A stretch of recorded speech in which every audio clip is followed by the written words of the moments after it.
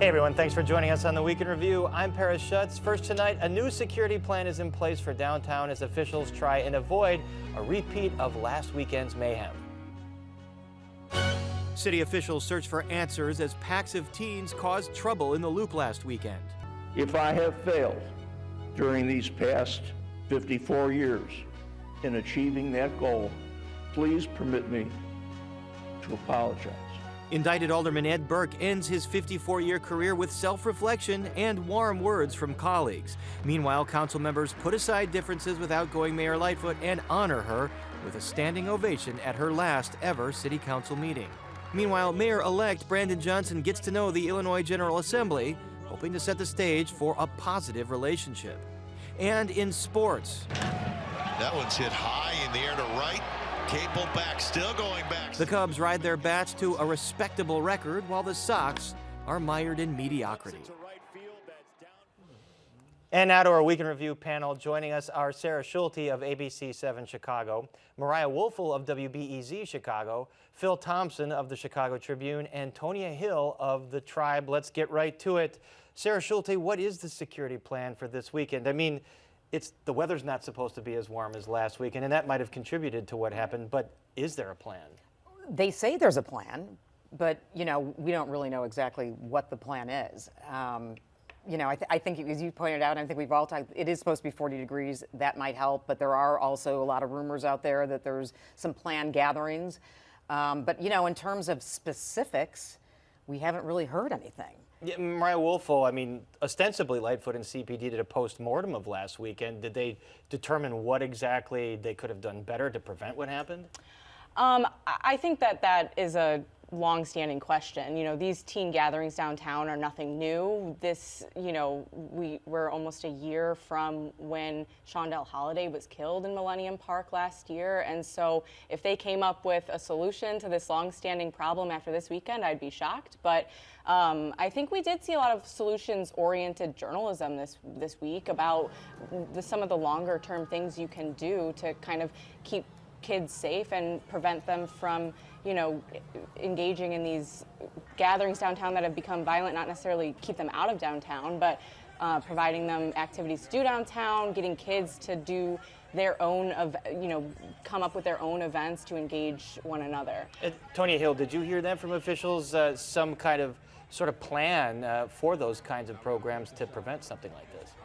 To build on what Mariah said, I don't know that there is a plan specifically, but I do feel that Mayor Lightfoot, going back to what happened a year ago, she did change the curfew and bring it back an hour to 10 p.m. And Block Club actually wrote an article explaining how that did not, in places where the curfew was enforced the most, that didn't have a change on public safety. So I think, as Mariah pointed out, there are tons of organizations like Good Kids Mad City, like Chicago Creed, and others in Live Free Illinois that are trying to do this work. And with the election of Brandon Johnson, his entire campaign and the heart of his message was investing in people. So they're doing the work that he wants to do, like once he is, sworn in. But it seems clear that the notion of a curfew really doesn't have an impact on any of this. No, I think they proved that. It's also not being enforced. I mean, I think that any law is good as long as it's enforced, so. Phil Thompson, I mean, I think Mariah mentioned, like, the first nice weekend of the year, we tend to see things like this happen. Are we making too much of what happened last week and not putting in the context of this is a regular occurrence once the weather gets good in Chicago? I don't really think you have a choice whether you make too much of it or not, because there's a national spotlight on this. I mean, this is kind of central to the cultural war that's going on nationally, and it kind of showed itself during the election where, public safety is an issue and Chicago is kind of a dog whistle for violence. So, yeah, I mean, this so early in Brandon Johnson's career, this is something that you can't just brush aside. It has to be dealt with and addressed. But, as we talked about programs and job programs, and there's a lot of good work going out there, a lot of good organizations. The problem is it going to get to those kids that really need it? And I think that is the bridge that's the real challenge here. Well, that's the thing. You can have organizations, but social media is the X factor here that didn't exist 10 or 20 years ago, where kids are seeing perhaps their friends saying, all right, this is bubbling up, we're going to go down to the Loop. What about that? Yeah, I think it's a tool that could be used positively. I know Mayor Lightfoot last year, I'm not sure what happened to it, but I remember she launched that app for kids to like look up activities run by the city. Yeah, that specific app. So, and Good Kids Mad City was also proposing something similar, where they were trying to build on something to that extent. But I also think just building on the whole idea of like crime and it being a dog whistle. Brandon Johnson hasn't even been sworn in as mayor just yet, and we're already laying. And there were folks blaming Brandon Johnson and there for are it. folks blaming him, but I think that just also speaks to this, thing where people think, okay, it's a new administration coming. Everything is getting ready to change, overnight, and we have decades of problems that cannot be changed. Yeah, again, overnight. and this is not a new occurrence. This is something that's happened a lot. And to that effect, Mayor-elect Brandon Johnson said he in no way condoned what happened, but then said it's not right to demonize youth over it. Did he hit the right notes with that response? I think he got a lot of criticism for that response from people who thought that, he didn't have harsh enough words for the behavior. 2 teenagers were shot downtown. And even though this is a longstanding problem, it's not a problem that anyone accepts as, something natural that we just have to deal with. I think, from all sides of the political spectrum, people want to see this solved. But no, he did face a lot of criticism. But he, the statement wasn't surprising. He is a teacher. He has said again and again that kids need to be invested in order to prevent them from, falling to bad influence. And he doubled down on those statements again in Springfield when asked about it by reporters this week. He was in Springfield kind of touching base with lawmakers, as we saw in the newscast, but saying again, it's not okay to demonize youth. It's a false dichotomy to say like that we can't, one, condone the behavior without also saying, these kids, they're dealing with a lot of problems and they're not maybe choosing the right path as an outlet for those issues that they deal with. But and dealing with that is a long-term issue, but in the short term, Sarah Schulte, you have to have people feel safe downtown or wherever they live, and it's going to be even more difficult because the current interim superintendent, Eric Carter, announces he's going to step down when Brandon Johnson takes office. So then who's going to be running the police department in the interim when Johnson starts? Right, and I think that's the big question, and that was probably why there was no plan this week, because there's so much internal turmoil within the police department. So, I do think that is something to worry about, moving forward. I mean, because there is a process, obviously, to place a police superintendent. This is going to be a long process. It's a process. So there's going to have to be an interim. So there has to be an interim. It's a process. So, I think that that is something to worry about, definitely. All right, let's turn our tables to City Council. The last City Council meeting for a few folks. After 54 years, indicted Alderman Ed Burke couldn't resist speaking to his colleagues at his final meeting, saying he hoped he put Chicago's interests first during his tenure. If I have failed during these past 54 years in achieving that goal, please permit me to apologize. Sarah Schulte, what exactly is he apologizing for, and is it a sincere apology? Well, it was the context that was in was he was quoting, it was a part of a quote. So I'm not sure what he From was some old English or Irish poet? Right, exactly. So I'm not sure what he was, I mean, I think that we may have taken it as an apology, but I'm not sure what he was apologizing for. The quote that he's known for saying is, "In politics, there's no permanent enemies, no permanent friends, only permanent interests." I've heard that about 6 times from him. But Right, go on. right. And if I haven't lived up, and I think that's a good goal to have. If I haven't lived up to that goal, then please permit me to apologize. I am a firm believer that saying, if I have failed, then I apologize. That's not a cop-out. an apology. That's a Right, cop-out. exactly. We all know that, from bad relationships or whatever, wherever you might draw that. But None of us have experienced it. Come on. Tonya Hill, but he did get a lot of praise from nearly all of his colleagues on City Council. So is there a different Ed Burke that they see versus the one that we've seen out in the public? I feel like that response says so. Absolutely. Yeah. What about that, Sarah Schulte? Well, remember, he has served for 54 years. He's, he has an encyclopedia for a brain. He knows more about the history of the city of Chicago and the city council than anybody. And I think people really looked for him as the kind of the beacon of institutional knowledge in city council. And he also took a few people under their wing. And some of the new guys he would take under their wing and be nice to them and show them. So I think he that certainly helped people. As chair of the finance committee, he helped people with money sometimes. He helped loan them volunteers or workers. Absolutely. That will buy you a lot of goodwill. That will buy you a lot of goodwill. I think there was a certain, from what I could gather from some of the statements that people made about him, there definitely was a certain amount of respect for him. And Phil Thompson, there was a lot of goodwill expressed toward Mayor Lightfoot, too. She gets a standing ovation, kind of opposite of the relationship she's had for 4 years. So where did that come from? Yeah, I think that's a little too late. She probably thinks that. Yes. Although she probably She's probably happy for that framed flag that she got. But go ahead. Yes, no, absolutely. I mean, but some of it is of her own making, because she kind of came in, she ruffled feathers. She didn't exactly make friends on the council, and this is what they do. They kind of, if they're sending you off, they kind of give you the pat on the back, which I just want to say with Burke, it's kind of interesting that he's getting all these pats on the back as he's preparing to face a racketeering trial. Nothing says Chicago politics than that statement. 14 federal counts or thereabouts of bribery and racketeering.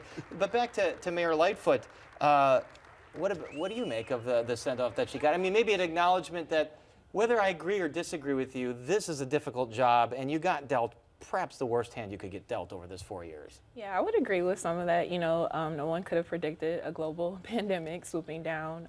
Also, the unrest that followed the murder of George Floyd, and just a host of other issues. But to Phil's point, I think some things were a little to her making. And I think how you respond to issues like that, and as a leader, it speaks to, how people will evaluate you. Mm-hmm. And I'm just curious about, maybe in those moments, how she responded to it wasn't what, other city council members Right. wanted. But it seemed like a lot of that ill will put to the side. Again, acknowledging this was a very hard 4 years, whether we got along or not. But then, Mayor Lightfoot kind of just closed the meeting and walked off. Yeah, she, boom, hit the gavel and the end of the meeting, and that was it. I mean, the interesting, which I thought was really incredible and very telling, especially because some of these aldermen who were her harshest critics got up and actually praised her. Ray Lopez was one of them. Andre Vasquez was one of them. So we didn't always get along, but, and they weren't just talking about that she was dealt a bad hand. A lot of them, and again, a little too late, were talking about the things she accomplished. I mean, some of them were talking about how she was David Moore was talking about had done more for the South and West Sides than who endorsed an opponent. Right, who endorsed an opponent. I mean, other people saying she did more for affordable housing than any other mayor. So it was interesting how they all got up and really praised just her accomplishments, which is something she was so desperately trying to get across during the last 4 years, and definitely during the campaign, but it was hard to get across because of her style and the way that she ruffled feathers. So clearly, even her critics think there is some elements of a positive legacy that might emerge once the dust clears on all of this. Meanwhile, Mariah Woelfel, Brandon Johnson, the mayor-elect, introduced himself to lawmakers in Springfield. We're going to work together, and he's going to need a lot of stuff from Springfield. So what was his message to them? Yeah, his message was, this narrative that Chicago's the big brother, like with a tough fist on Springfield that kind of influences the direction of the state. He wants to put an end to that. He wants to collaborate with lawmakers. Obviously, he has some big asks of Springfield lawmakers to get some of his policy agenda through, including a change to the school funding formula, which he talked about, though he didn't give exact details on. He has a slew of taxes increases that are going to require approval from Springfield that Governor J.B. Pritzker has already thrown some cold water on, but really pitching collaboration, investment in people, themes that that mirrored his campaign. Yeah, and as Mariah mentioned, there's a lot of stuff he's going to need from Springfield. There's a millionaire surcharge, real estate transfer tax. He's talked about transactions tax. How much of this can he achieve?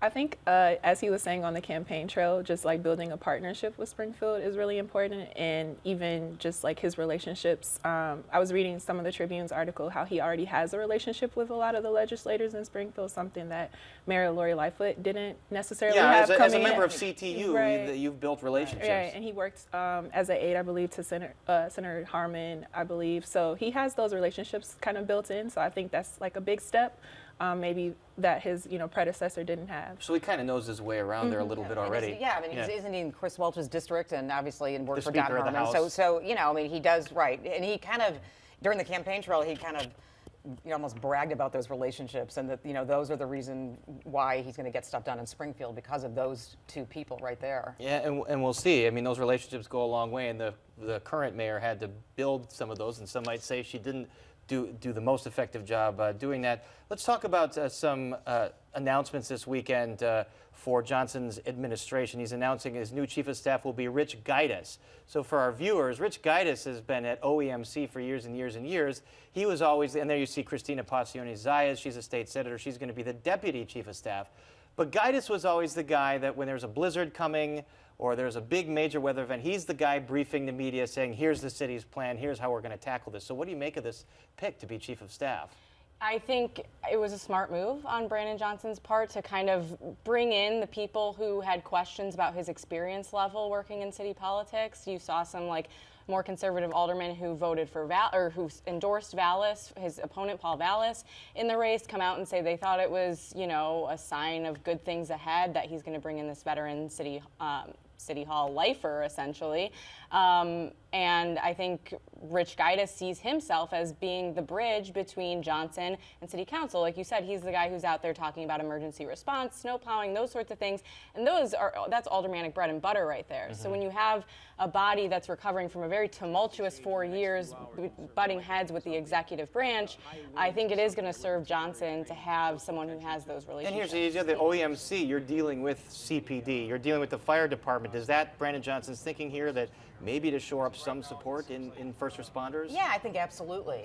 But I also think that, that it's a smart pick, because you do need someone who knows the ropes. I mean, Rich Gaitis has been around since since Daley's administration. He kind of has worked his way up through City Hall. I mean, he really knows the ins and outs. He also is well liked.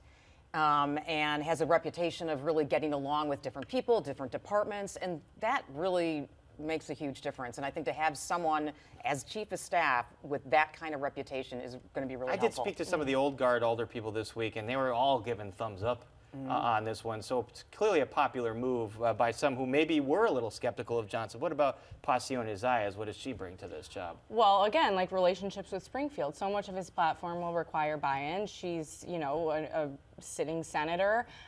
She also has a doctorate in education policy and has done a lot of work in the education space. So I think she's going to have some expertise on negotiations with the CTU.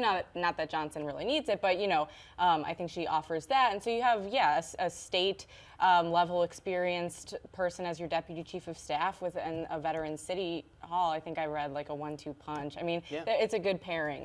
High marks all around. Tony Hill, do we know anything else about who else Johnson wants to fill out his administration with, or where he might be leaning toward in terms of a police superintendent?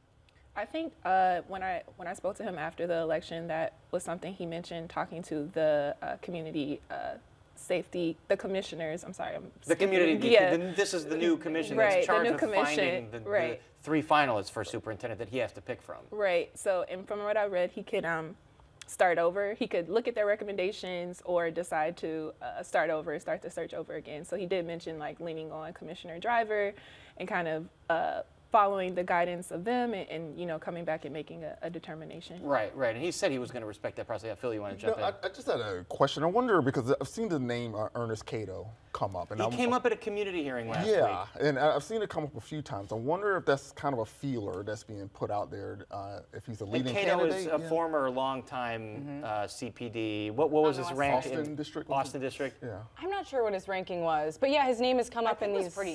I can't remember. It was pretty high, though. It was like a first. But his name did notably come up in these community multiple hearings. times. It's so interesting to just hear, this very transparent process, to be hearing names thrown out there at this time. But yeah, he seems to be a favorite among people, at least who are attending these meetings. So maybe that's a self-selecting audience. But a West Side, local person, and we've heard again and again that multiple people, Attorney General Kwame Raoul, even Johnson himself, wants to see someone who's born and bred from Chicago. Right.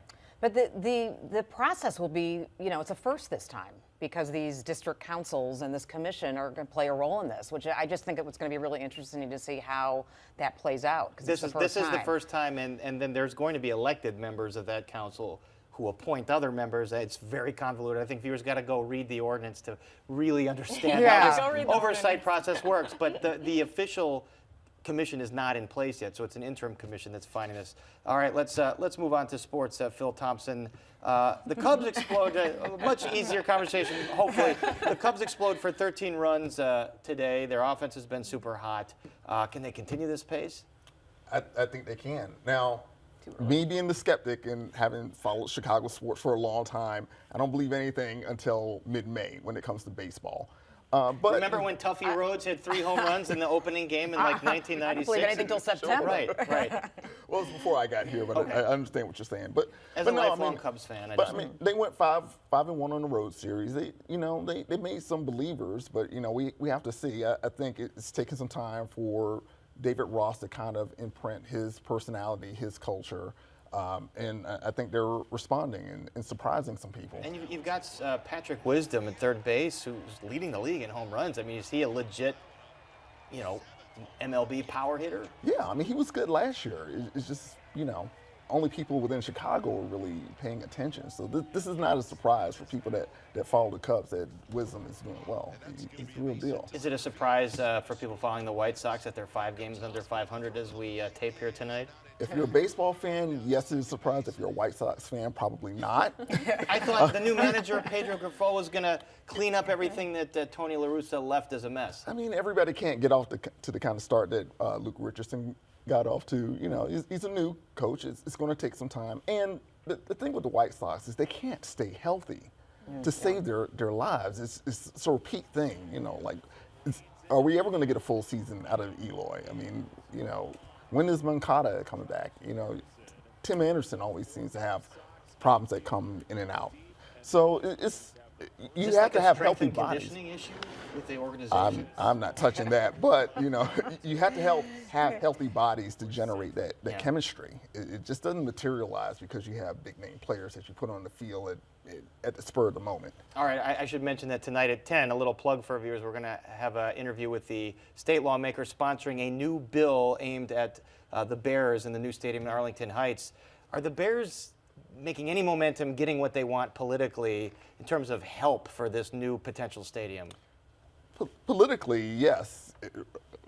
Public opinion, that could be something else. I mean, they're talking about, having a TIF district, which, is going to divert taxes their way for infrastructure for this stadium. They're talking about a $3 charge on tickets, which, like we were discussing earlier, if they had monetized themselves like they're supposed to, like every other NFL team, especially one in a market this size, they probably wouldn't have to go begging for $3, to pay off Soldier Field. But the McCaskies are kind of notoriously, I don't want to use the word like stingy, but I just used it. I mean, they pinch their pennies. That's their reputation. Well, you have to if you're not turning into a profit-making venture. But I mean, they've hired the head of their business operations that's going to turn that around. He's going to kind of shepherd this thing in Arlington Heights. This is Kevin Warren. You're talking about the new CEO. Right, exactly. So they certainly haven't been stingy there. I mean, this was a big hire. Yes, it's huge. It's huge. I mean, they have to modernize how they operate as an NFL franchise. It's staggering that they haven't done this before now. Right, and they're on their way. So, all right, the draft is in a couple weeks. I feel like every single day I read a new mock draft. So what's your mock draft, the first couple picks for the Bears? I say you take Skoronski, and then you take the best, that's the offensive lineman. Skoronski's the offensive lineman for Northwestern. For Northwestern. I'm not being a homer. I just think that, he's probably got the most solid technique. Guys like Paris Johnson, they got the measurables, but you can get in trouble with that. You just go for the short thing. Got to protect Justin Fields. Right. That's unless something crazy happens, and a defensive lineman like Tyree or Carter falls to the Bears. But I mean, you really have to be sure, especially with Carter. You got to know about his character. The off the field issues. What number pick are they? When do They have the ninth pick, Ninth unless pick. they trade Okay. back. All right, we are out of time. So our thanks to Sarah Schulte, Mariah Woelfel, Phil Thompson, and Tonya Hill. And that is our show for this Friday night. Don't forget to catch Chicago Tonight in the Weekend Review streamed on Facebook, YouTube, and our website, WTTW.com/news. Join us tonight at 10 for Chicago Tonight. As we mentioned, more on the proposed legislation to kick off the Bears stadium plan and how the owners of a controversial new Save-A-Lot hope to win over customers. And now for the Weekend Review, I'm Paris Schutz. Thank you so much for watching. Stay healthy and safe, and we'll see you at 10. We almost neglected Sarah Schulte to talk about the ComEd trial, which might have closing arguments next week. Yeah, Monday. Did prosecutors make their case that all this kind of nefarious activity rose to the level of bribery? Well, the deal is, they have the jury as a whole a lot on their plate. I mean, as 50 witnesses, lots of 5 weeks, 4 defendants. That's a lot. They might be locked in that jury deliberation room for a long time. Yeah, or yeah. What about Ann Pramaggiore, the former CEO, taking the stand? Did she make a convincing case that, well, I didn't really know about it and we weren't trying to bribe Mike Madigan? Yeah, I think that's the question. That's Yeah. what's going to turn this case. Is this standard lobbying, or were people, knowingly breaking the law, to help? Is it standard lobbying? I mean, is this what happens for all major bills? I think we're going to see that argument in Ed Burke's case. Yeah, I mean, right. I mean, it was, also like with this. I covered that city trial years and years ago with storage. Hired truck storage. The hired truck, because It and was that's made what they were possible trying to argue. by Robert A. Clifford and Clifford Law Offices, a personal injury law firm dedicated to preserving the dignity and rights of all individuals.